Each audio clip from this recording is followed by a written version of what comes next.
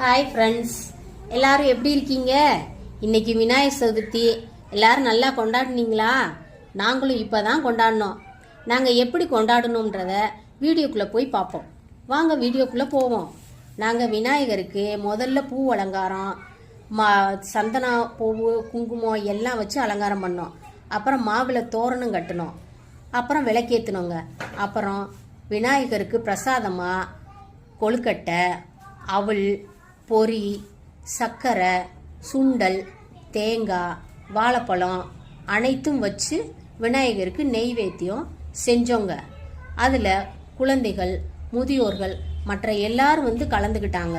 அதனால் நாங்கள் ரொம்ப சந்தோஷமாக கொண்டாடினோங்க.